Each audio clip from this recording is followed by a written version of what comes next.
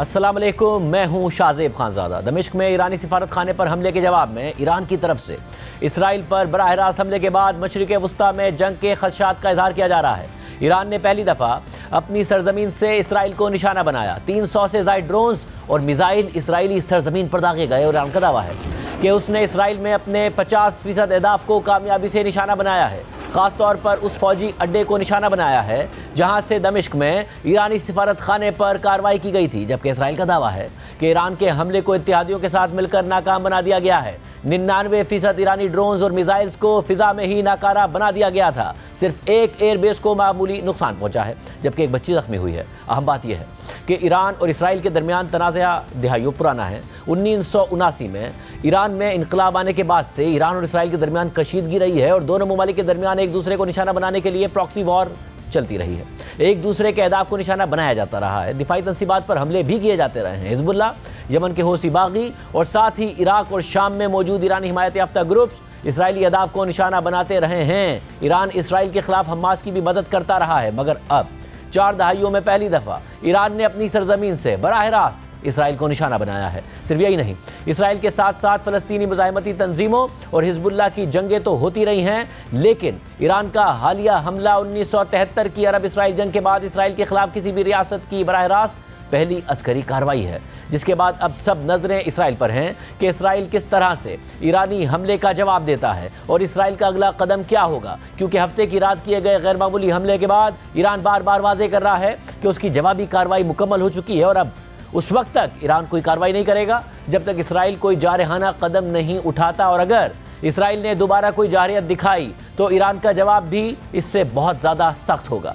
मगर दूसरी तरफ इसराइल ऐलान कर चुका है कि ईरानी हमले का भरपूर जवाब दिया जाएगा और ईरान को इसकी कीमत चुकाना पड़ेगी। मगर हम बात यह है कि अमेरिका समेत इसराइल के इत्तेहादी मगरबी ममालिक इसराइल को मशवरा दे रहे हैं कि इसराइल किसी भी जारहाना इकदाम से गुरेज करे जिसके नतीजे में जंग छिड़ने के खतरात बढ़ जाएं। बल्कि बाइडेन इंतजामिया ने तो यहाँ तक वाज़ेह कर दिया है कि अमेरिका इसराइल का दिफा करता रहेगा, लेकिन अगर इसराइल ईरान पर बराह रास्त हमला करता है तो अमेरिका उसमें शरीक नहीं होगा। अमरीकी हुकाम का कहना है कि सदर जो बाइडेन ने इसराइली वज़ीर आज़म नेतन्याहू को बता दिया है कि अमेरिका ईरान के खिलाफ इसराइल के किसी भी जवाबी हमले में हिस्सा नहीं लेगा। इसके अलावा व्हाइट हाउस के तर्जुमान जॉन किर्बी ने कहा है कि अमेरिका इसराइल के दिफा के लिए मदद जारी रखेगा, लेकिन ईरान के साथ जंग नहीं चाहता। अब एक तरफ जहां अमेरिका वाज़ेह कर रहा है कि वो ईरान के साथ जंग नहीं चाहता और वो इसराइल के ईरान पर मुमकिन हमले का हिस्सा नहीं बनेगा, तो वहीं मशरिक़ वस्ता में अमेरिका के अहम तरीन इत्तेहादी सऊदी अरब ने चीन और रूस की तरह इसराइल पर ईरानी हमले की मजम्मत नहीं की है, बल्कि सूरत हाल पर तशवीश का इज़हार किया है और दोनों ममालिक से तहम्मुल का मुज़ाहरा करने का कहा है। साथ ही सऊदी और कतरी वज़ीर ख़ारजा का ईरानी वज़ीर ख़ारजा से टेलीफोनिक रब्ता भी हुआ है और इस पूरी सूरत हाल में वाज़ेह हो रहा है कि इसराइल दोबारा कोई जारहाना कदम उठाता है तो दुनिया 2 हिस्सों में तकसीम हो सकती है और पूरा मशरिक़ वस्ता इस तनाज़े की लपेट में आ सकता है।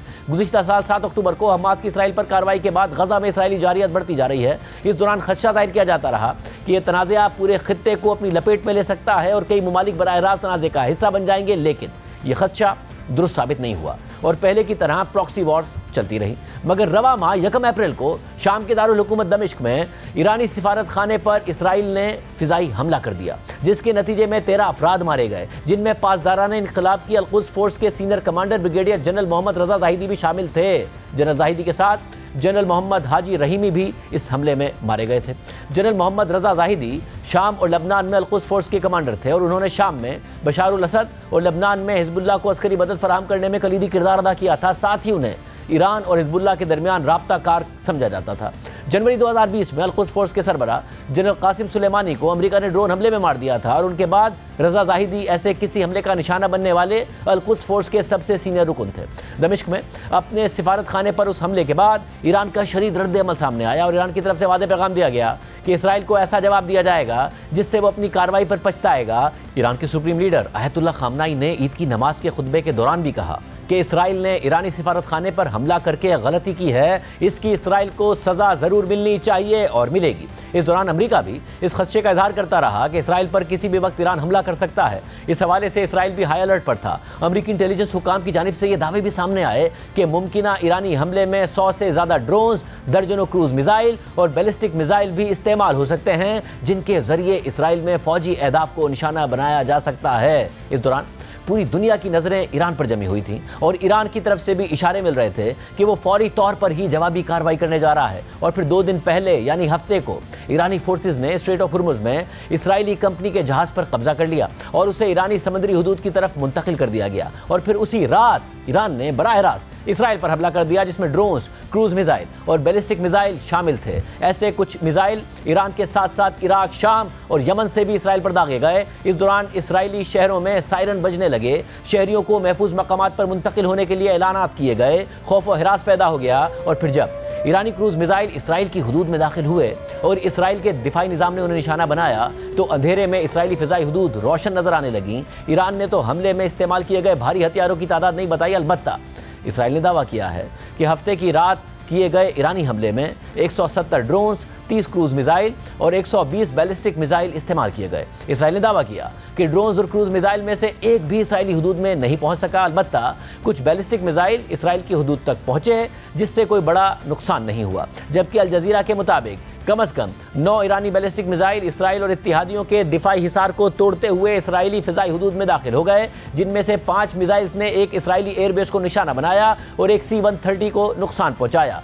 रनवे और खाली स्टोरेज तंसीबात भी मुतासिर हुई, जबकि 4 मिसाइल्स ने दूसरे इसराइली एयरबेस को निशाना बनाया, जिससे होने वाले नुकसान से मुतालिक इत्तलात सामने नहीं आई। खबर के मुताबिक इस हमले को नाकाम बनाने के लिए इसराइल ने एक नए निज़ाम का भी इस्तेमाल किया, जिसे एरो 3 कहा जाता है। मगर 9 बैलिस्टिक मिसाइल्स इस निज़ाम के बावजूद इसराइली हुदूद में दाखिल हो गए, जो इसराइली हुक्काम के लिए खदशे का बाइस बनने जा रहा है। इस हवाले से इसराइली हुक्काम इस नए निज़ाम की इफादियत का जायजा ले रहे हैं। इसराइली दिफाई निज़ाम के हवाले से BBC में रिपोर्ट भी शाया हुई है, जिसमें लिखा है कि इसराइली एरोस्पेस इंडस्ट्रीज के मुताबिक एयर वेपन सिस्टम दुनिया का जदीद तरीन anti tactical ballistic missile defence system है। इस सिस्टम में एरो 2 और एरो 3 दोनों मिसाइल शामिल हैं, जो इसे मुख्तसर, दरमियाने और तवील फासले तक मार करने वाले बैलिस्टिक मिसाइलों को रोकने के काबिल बनाते हैं। एयरफोर्स टेक्नोलॉजी के मुताबिक एरो 2 इंटरसेप्टर, जिसे इसराइली कंपनी IAI ने डिज़ाइन किया था, उसका एक लॉन्चर तल अवीव के करीब जबकि दूसरा हाइफा के जुनूब में नस्ब किया गया है। यह निज़ाम मुख्तसर और दरमियानी फासले तक मार करने वाले मिसाइलों को रोकने के लिए डिज़ाइन किया गया है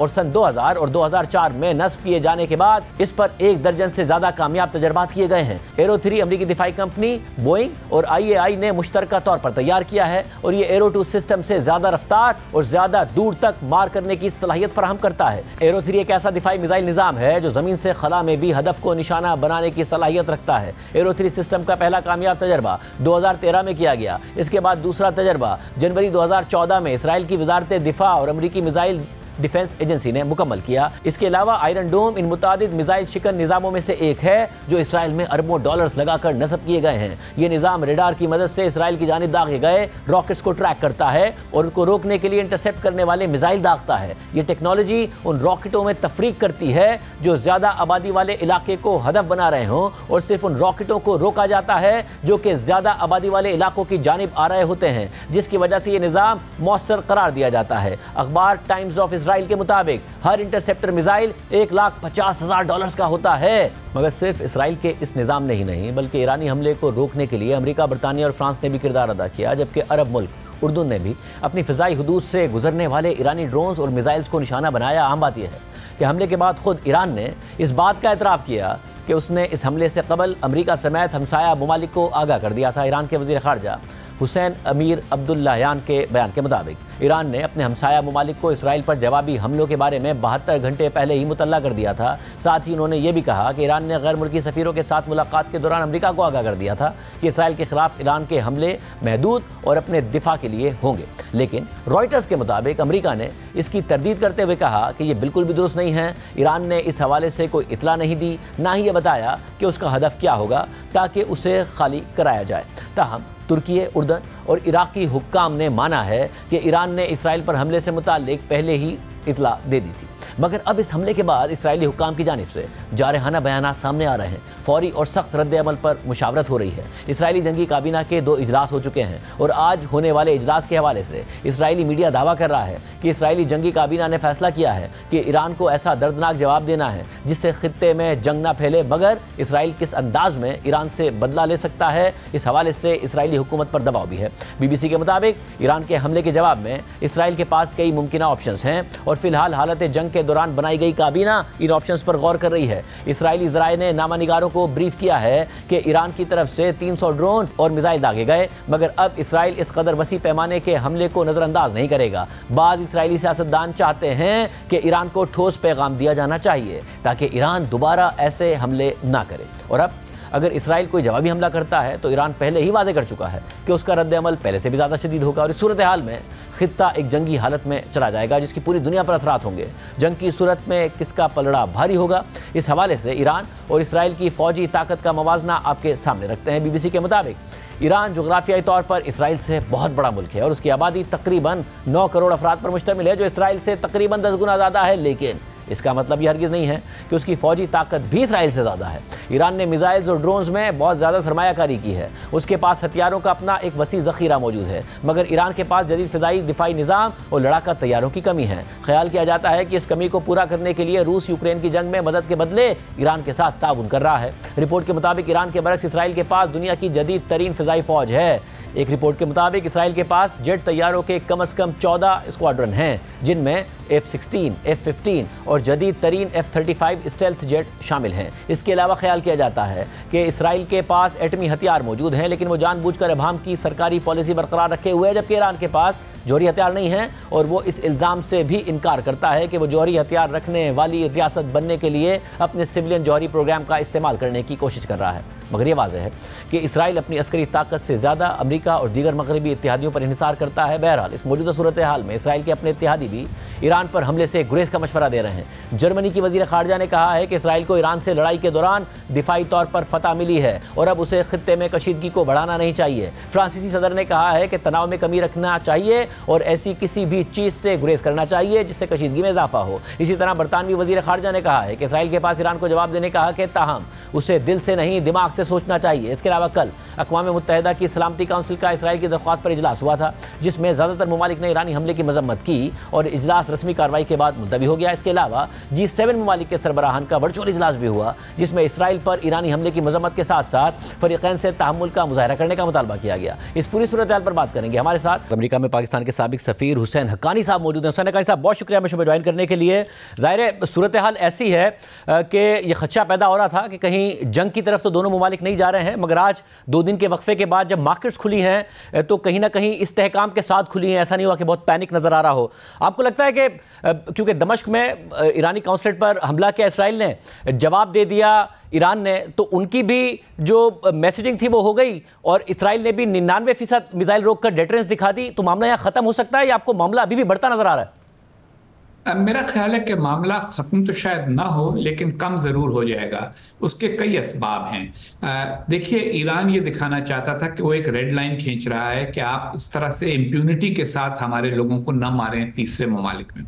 इसराइल ये पैगाम देना चाहता था कि IRGC जो है, इस्लामिक रेवोल्यूशनरी गार्ड्स कोर, उसके जो लोग इसराइल के करीबी मुल्कों में मसलन शाम में बैठ के, लुबनान में बैठ के, इराक में बैठ के मनसूबाबंदी करते हैं इसराइल के ख़िलाफ़ और इक़दाम करते हैं, हम उनको मार सकते हैं और जहाँ मिलेंगे हम मार देंगे। उन्होंने मार दिया। उसके बाद ईरान ने डिटरेंस दिखा दी और कहा कि हम भी आप पे हमला कर सकते हैं, ठीक है, चाहे 2-3-4% ही हमारे मिसाइल आप तक पहुंचे, लेकिन इस बार हमने 220 भेजें, अगली बार हम 1000 भेज सकते हैं, तो उसमें उसका 5% काफ़ी ज़्यादा होगा। तो एक तरह से एक दूसरे को अपनी ताकत दिखा दी। लेकिन बाकी सारी दुनिया भी ये चाहती है और इन ममालिक की अपने अवाम भी ये चाहते हैं कि जंग ना हो और एस्केलेशन ना हो। लेकिन इजराइल में सियासी मजबूरियां हैं। वज़ीर आज़म नेतन्याहू की, उनकी हुकूमत बहुत कमज़ोर हो चुकी है। अगर वो आज इलेक्शन हो तो वो हार जाएंगे। उनके पास एक ही कंस्टिट्यूंसी बची है और वो है इंतहा पसंद इजराइलियों की। और अगर उन्होंने ताकत न दिखाई तो फिर इंतहा पसंद इजराइलियों में भी बहुत सारे लोग ये कहना शुरू कर देंगे कि इसके पास तो ताकत नहीं। तो मेरा ये ख्याल है कि वो अभी कुछ और करेंगे, लेकिन वो ऐसा होगा कि जिसके नतीजे में कोई फर्दर एस्केलेशन ना हो। और अगर एस्केलेशन होनी शुरू हुई तो अमेरिका, यूरोपियन यूनियन, ये सब मुदाखलत करके इसराइल को ये कहेंगे कि अपना हाथ रोको। ये याद रहे कि ऑस्ट्रेलिया के वज़ीर आज़म और यूरोपियन यूनियन के बाज़ ममालिक के रहनुमा ये कह चुके हैं कि वो फ़लस्तीनी रियासत को तस्लीम करने के लिए तैयार बैठे हैं। वो इक़दाम भी एक ऐसा इक़दाम हो सकता है जिससे नेतन्याहू साहब को नुकसान पहुंचेगा, तो वो भी अपना हाथ रोक के रखेंगे, अगरचे ईरान और इसराइल के मौजूदा तनाज़े का फ़लस्तीनी तनाज़े से कोई ताल्लुक नहीं है। मतलब और ऐसे सिनेरियो में जब इसराइली काबीना के बाद भी जो खबर आई है, जो इसराइली मीडिया कोट कर रहा है, वो ये कि ईरान को नुकसान पहुंचाना है, काबीना ने ये फैसला किया है, मगर ये भी फैसला किया है कि जंग नहीं करनी है। मगर ऐसे मामलात में जब नुकसान या जो जवाब देना है वो ख्वाहिश ना भी हो तो प्रेशर इतना आ जाता है, चाहे वो ईरानी हुकूमत पर हो या इसराइली हुकूमत पर। नेतन्याहू को जिस तरह आप डिस्क्राइब कर रहे हैं कि वो इतना पॉपुलर हो गए, आपके ख्याल में अगर इस साइकिल में चले जाएं तो एक जंग का खतरा बहरहाल रहता है? देखिए, जंग का खतरा हमेशा उस वक्त तक रहता है जब तक दो मुल्कों के पास मिलिट्री कैपेबिलिटी भी हो और दोनों के मामलात में कोई तनाव भी हो, तो वो तो हमेशा होता है। लेकिन ईरान और इसराइल के दरमियान जोग्राफियाई फासला ऐसा है कि दोनों के लिए एक दूसरे से बराह रास्त जंग करना इतना मुमकिन नहीं है। उनको और दूसरे ममालिक को साथ मिलाना होगा, और इस वक्त उनमें से कोई मिलने को तैयार नजर नहीं आता। इराक, उर्दन, फिर मिस्र, ये वो ममालिक हैं कि जो इसराइल के करीब, ज़्यादा करीब हैं। इराक की सरहद उर्दन से मिलती है, उर्दन की इसराइल से मिलती है, मिस्र की सरहद इसराइल से मिलती है और लुबनान की सरहद मिलती है। लुबनान में हिजबुल्लाह ने फ़लस्तीनी तनाज़े के बढ़ने के बाद, गज़ा में हमले होने के बाद, 30,000 लोगों के मारे जाने के बाद भी हिजबुल्लाह ने शुमाली महाज नहीं खोला और लुबनान से हमला नहीं किया इसराइल के ऊपर। तो उससे ये लगता है कि हिजबुल्लाह भी मोहतात बैठी है, वो अपनी तमाम मिलिट्री कैपेबिलिटी को डिस्ट्रॉय होता नहीं देखना चाहते। मज़ाहिमत हो या मफाहिमत, हर सूरत में हर एक को अपने अपनी ताकत का सही अंदाज़ा करना होता है। अगर किसी ने गलत अंदाज़ा किया तो उसको उसका नुकसान हो जाएगा। मतलब और जो इसराइली वज़ीर आज़म नेतन्याहू हैं, अब ज़ाहिर है ये कहा गया कि जो दमिश्क में ईरानी काउंसलेट पर हमला हुआ उसके लिए भी सदर बाइडेन ने उन्हें मना किया था, मगर उन्होंने बात नहीं मानी। गज़ा के मामले पर भी कहते हैं कि बहुत सारी बातें हैं जो वो नहीं मानते हैं। मदद मांगते हैं अपने इत्तेहादियों से लेकिन मशवरा नहीं मानते हैं। अब बरतानिया, जर्मनी, फ्रांस सब कह रहे हैं कि जी जंग की तरफ ना जाए इसराइल। अमेरिका कह रहा है कि हम आपके साथ खड़े हैं मगर जंग में आपका साथ नहीं देंगे। आपको लगता है कि इस दफ़ा वो मशवरा मान लेंगे या जो उनकी अपनी अनपॉपुलैरिटी है, डोमेस्टिक जो पॉलिटिकल कंपल्जन्स है, उसी की बात मानते नजर आएंगे? देखिए, वो उनको बैलेंस करना है और उनके बारे में ये मशहूर है कि वो बहुत बड़े बैलेंसिंग एक्ट के माहिर हैं। वो खिताबत भी दिखा देते हैं और बड़ी बात भी कर जाते हैं। गालिबन वो कुछ हमारे यहाँ के लोग की तरह हैं कि बयान भी दे दो, तकरीर भी सख्त कर दो, उसके बाद खामोशी के साथ पतली गली से निकल भी जाओ, तो उनको ये काम आता है। मेरा ये ख्याल है कि वो ऐसा ही करेंगे कि कोई ऐसा इकदाम करेंगे कि जिसको वो कह दें कि हम कामयाब हो गए। आप देखिए, गज़ा के मामले में भी उन्होंने बाज़ चीज़ें मानी हैं और बाज़ चीज़ें नहीं मानी, और जो चीज़ें नहीं मानी उनके ऊपर भी थोड़ी सी एहतियात बरतने की कोशिश की। लेकिन उनको पता है कि इसराइल को नुकसान उनके मौक़िफ़ का हो चुका है। वो सतह जो मगरबी ममालिक में उनकी हमदर्दी की होती थी, इसराइल की हमदर्दी की, वो कम हो गई है। 7 अक्टूबर को सारी मगरबी दुनिया गुस्से में थी कि शहरियों को मारा हमास ने और बच्चों तक को कत्ल कर दिया, लेकिन वो सारा असर ज़ाइल हो गया। और मेरा ये ख्याल है कि अब वक्त है कि उनको भी कुछ अपने जो उन्होंने पत्थर इधर उधर फेंक दिए हैं, जो बचे हैं संग, वो उन्हें भी समेटने होंगे और मेरा ख्याल है कि वो उसकी तरफ बढ़ेंगे। देखिए, जो गज़ा का मामला है वो तो इसराइल में ये कहा जा सकता है कि हमारी बका का मामला है, लेकिन ये ईरान का मामला और किसी को जो आपके खिलाफ मनसूबाबंदी कर रहा है उसको मारने का मामला, ये प्रीएम्प्टिव स्ट्राइक का मामला है। और प्रीएम्प्टिव स्ट्राइक के बारे में लोगों में उस तरह के जज्बात नहीं होते जैसे किसी बात के बराह रास्त रद्द अमल के नतीजे में होते हैं। कल भी अगर ईरान के कोई मिसाइल इसराइल में गिरते, इस तरह के इसराइलियों का बराह रास्त नुकसान होता, लोग मारे जाते, तो शायद इसराइलियों में ज़्यादा गुस्सा होता है। इस वक्त तो खुद इसराइल में भी बहुत सारे लोग ये कह रहे हैं कि थोड़ी सी रिस्ट्रेंट ही रखो, क्योंकि हमारी ज़िंदगियां भी हैं, हमारी मईशत भी है, हमारा मुस्तकबिल भी है, सब कुछ दाव पर लगाने की ज़रूरत नहीं है। मतलब ज़ाहिर जब इस किस्म की सूरत हाल हो, बहुत सारे जज्बाती दावे और जज्बाती बातें हर तरफ से हो रही होती हैं। अब जो गज़ा की सूरत हाल है, एक ऐसे वक्त में जब नेतन्याहू पर डोमेस्टिक बड़ा प्रेशर है, आए रोज़ उनके अपने मुल्क में प्रोटेस्ट हो रहे हैं, उनसे रिज़ाइन का मुतालबा हो रहा हो, ये सूरत हाल गज़ा के मामले से अगरचे मुंसलिक नहीं है, मगर गज़ा के मामले को नुकसान पहुँचाती है या फ़ायदा पहुँचाती है, डाइवर्ट करती है सूरत हाल को, नेतन्याहू को एक ब्रीदिंग स्पेस देती है या उन पर दबाव बढ़ाती है? नेतन्याहू का तो ये ख्याल है कि उनको ब्रीदिंग स्पेस देती है, लेकिन ये वक्त बताएगा कि उनको ब्रीदिंग स्पेस मिली या नहीं। देखिए, इसराइल की जो मुसल्लह अफवाज हैं वो बड़ी मुस्तैद हैं, बड़ी तरबियत याफ्ता हैं, उनके पास बड़ी सलाहियत है, लेकिन इसके बावजूद उनके जितने आदमी गजा के मार्के में मारे गए हैं उतने उनके दूसरे मुकाबलों में नहीं मारे गए। तो इसलिए इसराइली जो राय आम्मा है उसमें ये बात तो है कि भाई तुमने ऐसी जंग शुरू की है और उसको इस तरह से लड़ रहे हो कि जिसके नतीजे में हमारा ज़्यादा जानी नुकसान हो रहा है और अभी तक कामयाबी भी नज़र नहीं आ रही। ऐसा भी नहीं लग रहा कि तुमने हमास को शिकस्त दे दी।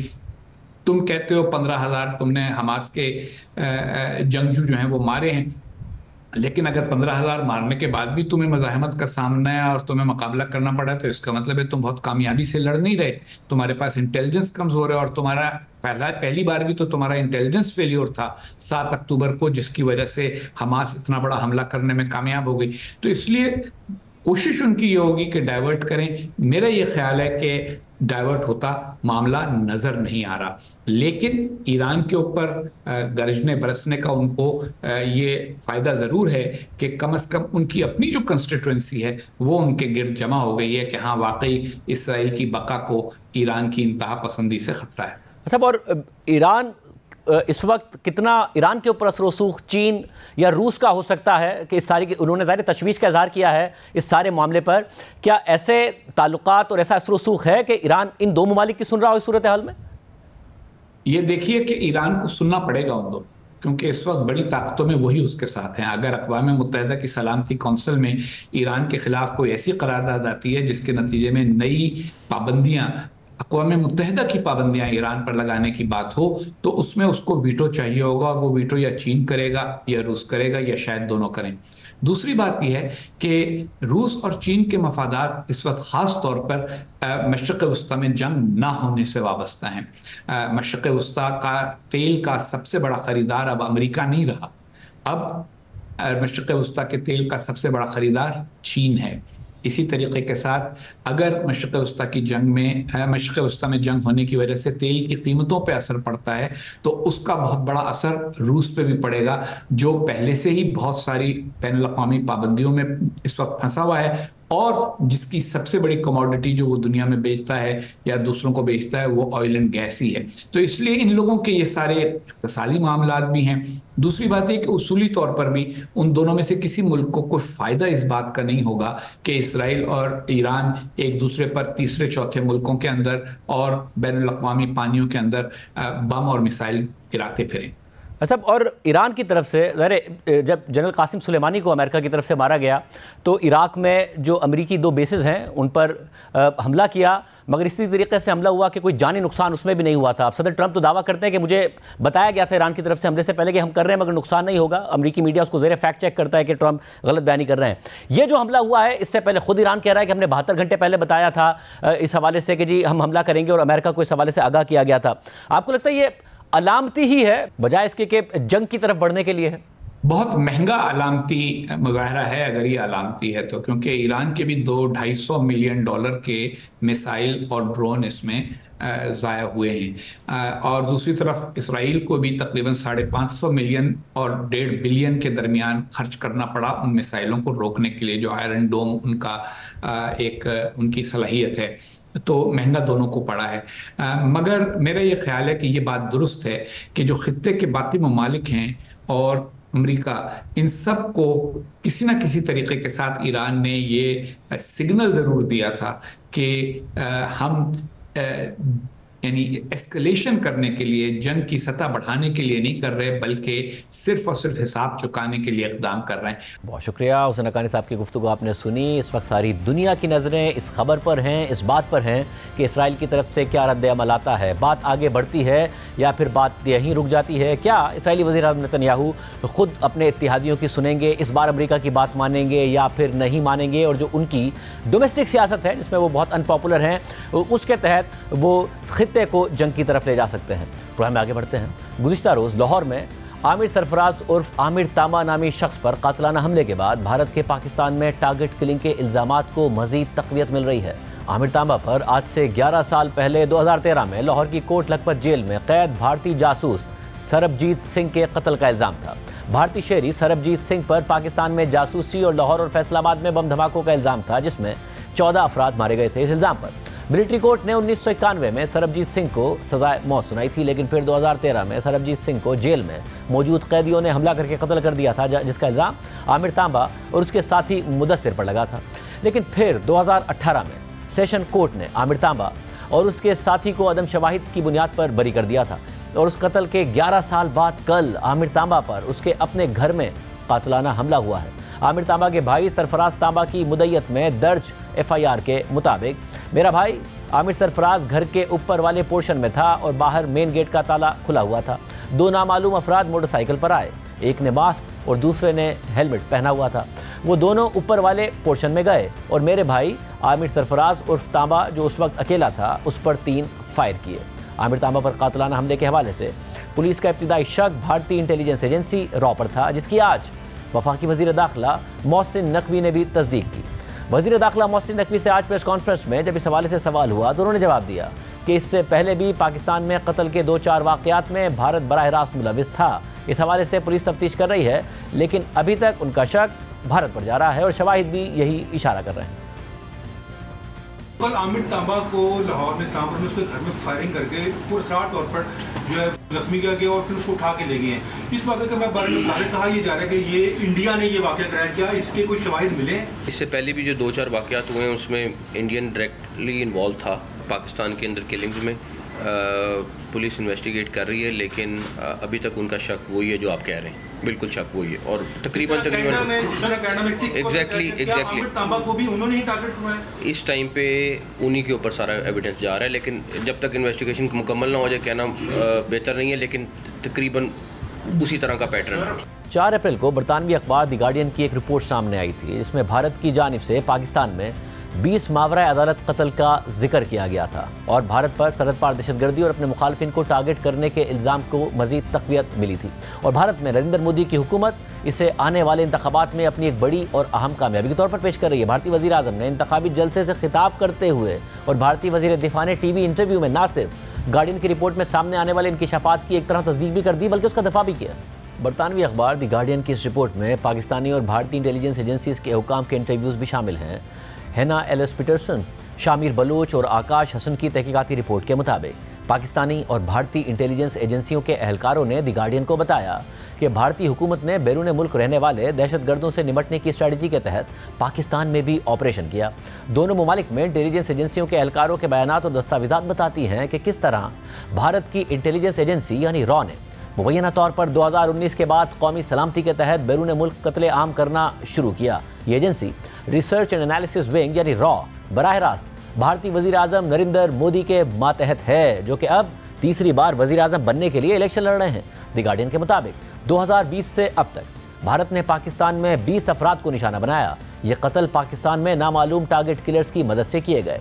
इससे पहले भी भारत का ताल्लुक गैर सरकारी तौर पर बैरून मुल्क हलाकतों से जोड़ा जाता रहा है, लेकिन ऐसा पहली बार हुआ है कि जब भारतीय इंटेलिजेंस अहलकारों ने पाकिस्तान में मुबैना कार्रवाइयों पर खुद बात की है और तफसीली दस्तावेज़ात में रॉ पर इन हलाकतों में बराह रास्त मुलविस होने का इल्ज़ाम लगा है। रिपोर्ट के मुताबिक पाकिस्तानी इंटेलिजेंस अहलकारों के मुताबिक इन अमवात का मंसूबा भारतीय इंटेलिजेंस के स्लीपर सेल्स ने बनाया था, जो ज़्यादातर मुत्तहिदा अरब अमारात से काम कर रहे थे।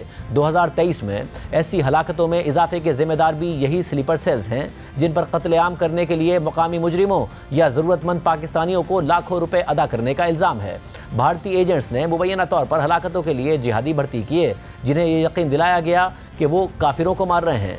दो भारतीय इंटेलिजेंस अफसरान के मुताबिक पुलवामा वाक़या, जिसकी जिम्मेदारी जैश ए मोहम्मद ने कबूल की थी, उसके बाद गैर मुल्की दहशतगर्दों को निशाना बनाने का फैसला किया गया। भारतीय इंटेलिजेंस एहलकार ने बताया कि इस तरह के ऑपरेशन के लिए आला सतह से इजाज़त दरकार थी। एहलकार ने बताया कि भारत इसराइल की एजेंसी मोसाद और रूस की एजेंसी KGB से मुतासिर हुआ था। उसने सऊदी अरब की जानिब से सहाफ़ी जमाल खशोगी के कत्ल को भी देखा। भारतीय एहलकार ने बताया कि जमाल खशोगी के कत्ल के बाद भारतीय वज़ीर आज़म नरेंद्र मोदी के दफ्तर में इस हवाले से बहस हुई कि इस केस से हम क्या सीख सकते हैं। एक सीनियर अफसर ने कहा कि अगर सऊदी ये कर सकते हैं तो हम क्यों नहीं कर सकते। जो सऊदियों ने किया वो भी बहुत मौसर था। आप इससे ना सिर्फ अपने दुश्मन से छुटकारा हासिल कर सकते हैं, बल्कि उन लोगों को एक सख्त पैगाम भी भेज सकते हैं जो आपके खिलाफ कार्रवाई कर रहे हैं। हर इंटेलिजेंस एजेंसी ये करती आई है। हमारा मुल्क अपने दुश्मनों पर जोर आजमाई के बगैर मजबूत नहीं हो सकता। रिपोर्ट के मुताबिक दो पाकिस्तानी एजेंसियों के सीनियर अफसरान ने बताया कि उन्हें 2020 के बाद से पाकिस्तान में 20 हलाकतों के पीछे भारत के मुलविस होने पर शक था। उन्होंने इस हवाले से 7 इंक्वायरीज का हवाला दिया, जिसमें गवाहों के बयानात, हिरासती रिकॉर्ड्स, माली स्टेटमेंट्स, व्हाट्सएप मैसेजेस और पासपोर्ट्स शामिल थे, जिनके बारे में तफ्तीशी एहलकारों ने बताया कि ये शवाहिद भारतीय जासूसों की तरफ से पाकिस्तानी सरजमीन पर टारगेट्स को कत्ल करने की निशानदेही करते हैं। इंटेलिजेंस एहलकारों ने मजीद बताया है कि 2023 में इन टारगेटेड किलिंग्स में इजाफा हुआ, जिसमें 15 लोगों के कत्ल का इल्ज़ाम बराह रास्त भारत पर लगता है, जिसमें ज़्यादातर अफराद को करीब से नामालूम अफराद ने कत्ल किया। दी गार्डियन के सवाल पर भारतीय वज़ीर ख़ारजा ने इन तमाम इल्ज़ामात को मुस्तरद किया और अपना इससे पहले दिया गया बयान दोहराया कि यह सब झूठ और बदनीयती पर मबनी भारत मुखालिफ प्रोपेगेंडा है और दूसरे मुल्कों में टारगेटेड ऑपरेशन भारतीय हुकूमत की पॉलिसी नहीं है।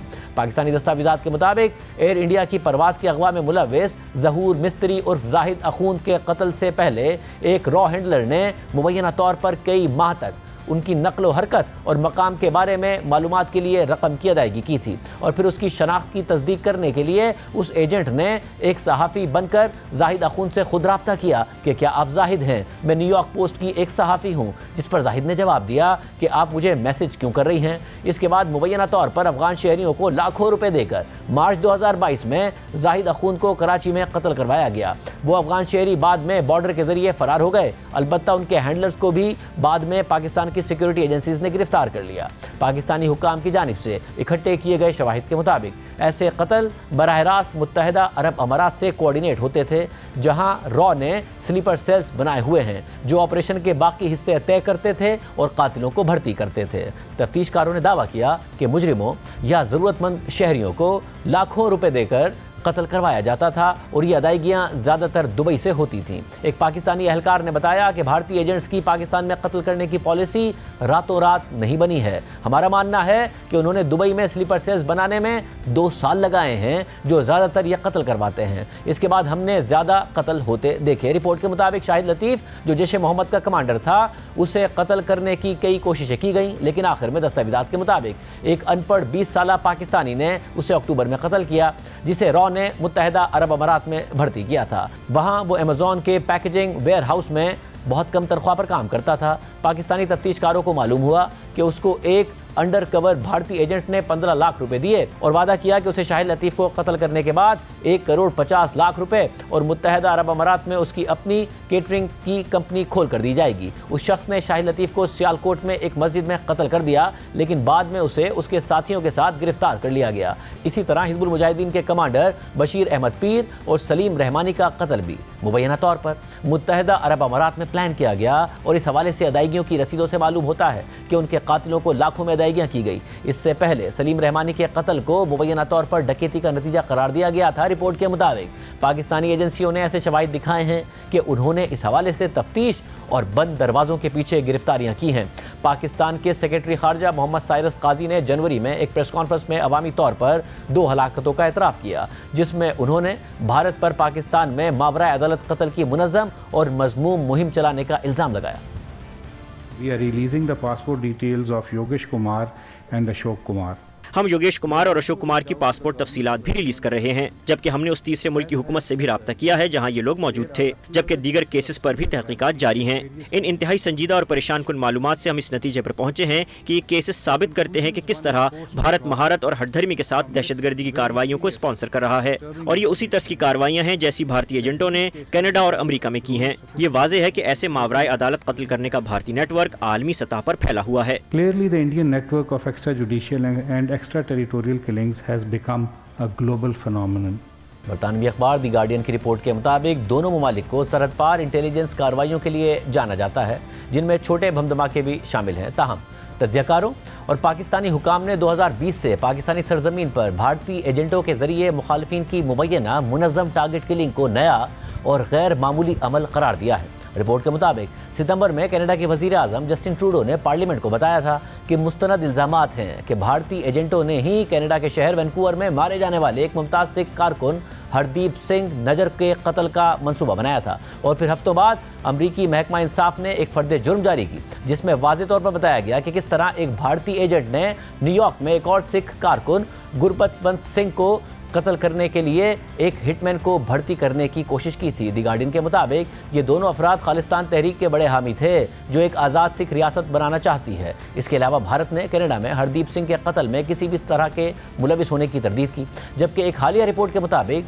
गुरबतवंत सिंह को कत्ल करने की साजिश में भारत की अपनी तहकीकात ने यह नतीजा अखज़ किया कि सारा काम एक ऐसे एजेंट ने अंजाम दिया था जो पहले रॉ के लिए काम करता था। इस सारे मंसूबे का निशाना गुरबतवंत सिंह थे, जो खुद जियो न्यूज़ के प्रोग्राम नया पाकिस्तान में आए। उन्होंने बताया कि कोई ऐसा वाक़या नहीं है कि जो कोई थर्ड पार्टी करती है, रॉ करती है, और वज़ीर-ए-आज़म नरेंद्र मोदी की इजाज़त के बगैर ना हरदीप सिंह नजर का कत्ल हो सकता है, ना मुझे कत्ल करने की कोशिश हो सकती है, और ना ही पाकिस्तान में 20 से ज़ायद कत्ल मोदी की इजाज़त के बगैर हो सकते हैं।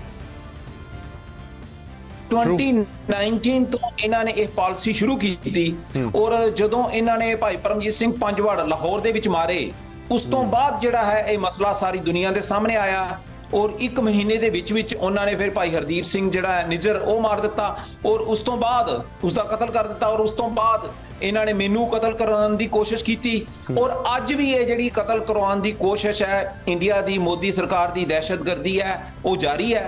ये कोई ऐसा इंसीडेंट नहीं है कि एक कोई थर्ड पार्टी हायर कर रही है।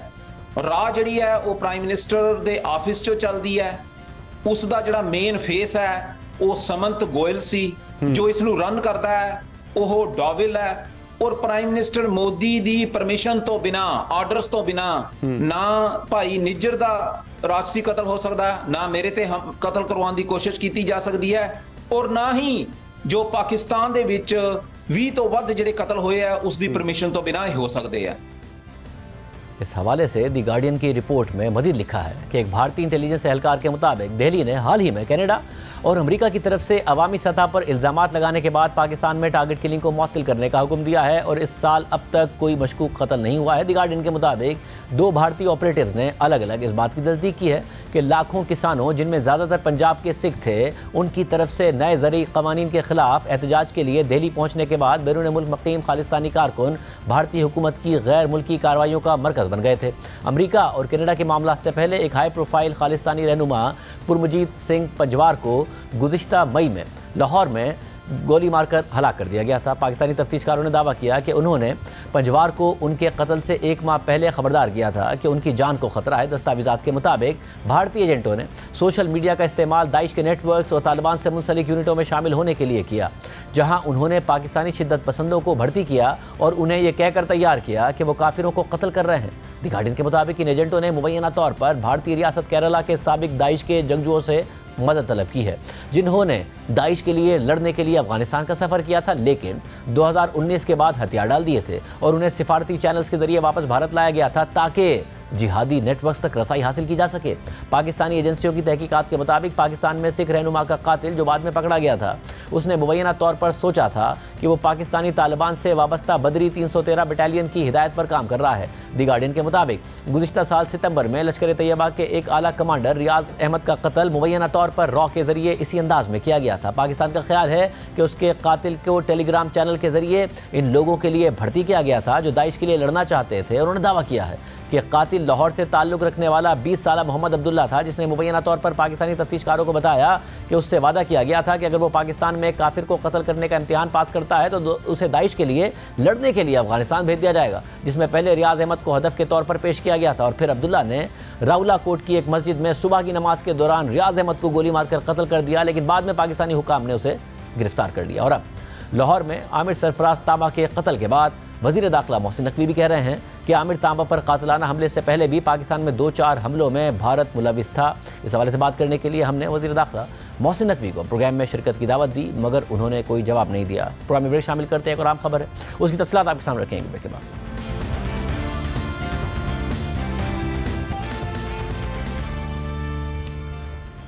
District and session court Islamabad में इद्दत में निकाह केस की समाअत जारी है। आज भी इमरान खान और बुशरा बीबी की सज़ा के खिलाफ अपीलों पर सेशन जज शाहरुख अर्जुमन ने समाअत की। सुबह 9 बजे के बाद समाअत शुरू हुई तो इमरान खान के वकील सलमान अकरम राजा के मुआविन वकील अदालत में पेश हुए और कहा कि सीनियर काउंसिल रास्ते में हैं, 10 बजे तक इंतजार कर लें। जज शाहरुख अर्जुमन ने सवाल किया कि शिकायत कुरुंदा की तरफ से कौन आया है। अदालत को बताया गया कि हावर मानिका के वकील रिजवान अब्बासी अदालत में पेश नहीं हुए हैं।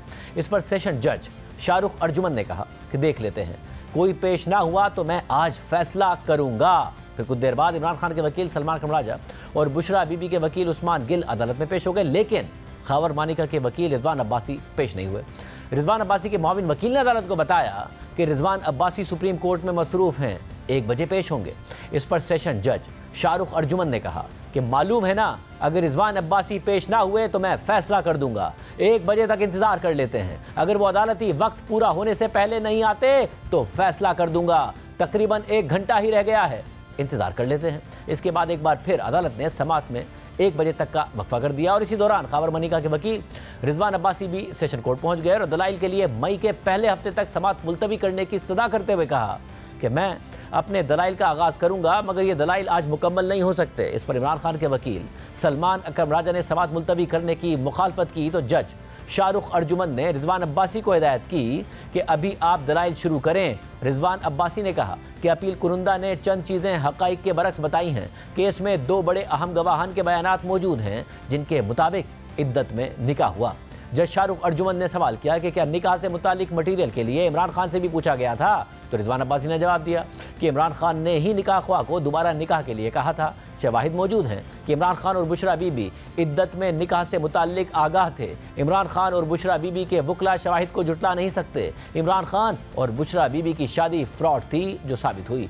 खावर मानिका को इद्दत में रुजू करने के हक से महरूम रखा गया। खावर मानिका के बच्चों से भी हुकूक छीन लिए गए। इमरान खान और बुशरा बीबी की तो आपस में शादी ही गैर कानूनी है। दौरान इद्दत शादी की तो कोई अहमियत ही नहीं है। 1 जनवरी 2018 को होने वाले निकाह ने साबित किया कि शादी गैर कानूनी थी। इस्लामी कानून के मुताबिक इद्दत की मुद्दत 90 दिन होती है। ओन चौधरी निकाह के गवाह थे जिन्होंने फरवरी 2018 में हुए निकाह की तस्दीक की। रिजवान अब्बासी के दलाइल पर इमरान खान के वकील सलमान अकरम राजा बरहम हो गए और कहा कि रिजवान अब्बासी ने ट्रायल कोर्ट में भी यही दलाइल दिए थे। सेशन जज ने रिजवान अब्बासी से इस्तफसार किया कि आपको दलाइल मुकम्मल करने के लिए कितना वक्त चाहिए, तो रिजवान अब्बासी ने जवाब दिया कि मुझे दलाइल मुकम्मल करने में 4 से 5 घंटे लगेंगे। सलमान अकरम राजा ने इस पर कहा कि 4 से 5 घंटे, इन्होंने क्या पहले दलाइल नहीं दिए? रिजवान अब्बासी ने इस मौके पर एक बार फिर मई तक समाअत मुलतवी करने की इस्तदा की तो सलमान अकरम राजा ने कहा कि मई क्यों, कल तक समाअत मुलतवी करें, ये दलाइल दोहरा रहे हैं, केस में रह क्या गया है? रिजवान अब्बासी ने कहा कि मुझे अभी शवाहिद पढ़ने हैं। सलमान अकरम राजा ने इस पर कहा कि 3 गवाह हैं, कोई वक्त नहीं लगेगा, 2.5 सफ़हात से ज़्यादा का बयान नहीं है। 2 बार ताख़ीर पैदा की और कामयाब हुए, अब नहीं होने देंगे। रिजवान अब्बासी ने कहा कि मेरे दीगर केसेस रुके हुए हैं, वो ट्रायल केसेस हैं। सलमान अकरम राजा ने इस पर कहा कि आप और मैं कोई फारिग नहीं हैं, हमारे भी सुप्रीम कोर्ट और हाई कोर्ट में केसेस लगे हैं। 2 दिनों में 2.5 घंटा समाअत करते हैं और ख़त्म करते हैं। रिजवान अब्बासी का मकसद ताख़ीरी हरबे इस्तेमाल करना है। गुज़िश्ता 2 समाअतों पर नहीं आए, आज कह रहे हैं कि मज़ीद 2 हफ्ते के लिए समाअत मुलतवी कर दें। रिजवान अब्बासी ने कहा कि दौरान इद्दत निकाह को आम केस समझा जाए। इस पर सलमान अकरम राजा ने बरहम होते हुए कहा कि ये आम केस है, ट्रायल जितना तेजी से चला है, क्या वो आम बात है? इस केस के लिए 2 दिन तक सिविल जज सुबह अडयाला जेल में दाखिल हुए और रात को निकले। सिस्टम को इस्तेमाल किया गया, मजीद इस्तेमाल ना होने दिया जाए। कल नहीं तो परसों तक समाअत मुलतवी कर दें। सेशन जज शाहरुख अर्जुमन ने कहा कि समाअत आइंदा हफ्ते तक मुलतवी कर देते हैं। इस पर बुशरा बीबी के वकील उस्मान गिल ने कहा कि हाई कोर्ट फैसले के मुताबिक समाअत कल तक मुलतवी होनी चाहिए। रिजवान अब्बासी ने कहा कि अभी तो मैंने इब्तिदाई दलाइल दिए हैं। सेशन जज शाहरुख अर्जुमन ने इस मरहले पर रिजवान अब्बासी से मुकालमा करते हुए कहा कि कल मुझे भी एक कत्ल का केस सुनना है, 25 अप्रैल तक मुलतवी कर दें। रिजवान अब्बासी ने जवाब दिया कि ठीक है, 25 अप्रैल तक समाअत मुलतवी कर दें। तो सलमान अकबर राजा ने इस पर कहा कि ये क्या बात हुई, 15 दिन इन्होंने मांगे, आपने 10 दिन समाअत आगे कर दी। इमरान खान के वकील नईम पंचोता ने कहा कि रिजवान अब्बासी रात गए तक आला अदलिया में तो दलाइल देते रहे हैं, आज क्यों नहीं दे सकते? रिजवान अब्बासी आज ही रात गए तक दलाइल मुकम्मल करें। बुशरा बीबी के वकील उस्मान गिल ने भी कहा कि अभी तो अदालती औकात खत्म होने में वक्त है, दलाइल सुने जाएं। लेकिन इसी दौरान खैबर मानिका के वकील रिजवान अब्बासी सेशन अदालत से वापस रवाना हो गए, जिस पर सलमान अकबर राजा ने सवाल उठाया कि अभी तो तारीख ही नहीं दी, रिजवान अब्बासी भाग कैसे गए? जज साहब, ये क्या हो रहा है? कानून को नाफिज करें। वो बगैर इजाजत अदालत से चले गए हैं, रिजवान अब्बासी भाग गए हैं, उनके खिलाफ तौहीन अदालत की कार्रवाई होनी चाहिए। रिजवान अब्बासी को इतना एतमाद है कि उनकी इस्तदा मंजूर कर ली जाएगी। साथ वाले कमरे में बैठे हुए थे और अदालत में पेश नहीं हुए। रिजवान अब्बासी के रवैये पर हम बहुत रंजीदा हैं। जज साहिब, आप रिजवान अब्बासी को कामयाब ना होने दें। जज शाहरुख अर्जुमन ने कहा कि रिजवान अब्बासी मई तक समाअत मुलतवी करने की सदा कर रहे थे। सलमान अकबर राजा ने जवाब दिया कि वो तो जून भी कह सकते हैं, आप कोई भी दिन इसी हफ्ते का रख लें। जज शाहरुख अर्जुमन ने कहा कि छुट्टियों की वजह से केस लगे हुए हैं, सेशन अदालत का पूरा हफ्ता मसरूफ है। इतना कुछ होने के बावजूद अदालत ने समाअत 24 अप्रैल तक फिर भी मुलतवी कर दी। इजाज़त, अल्लाह हाफ़िज़।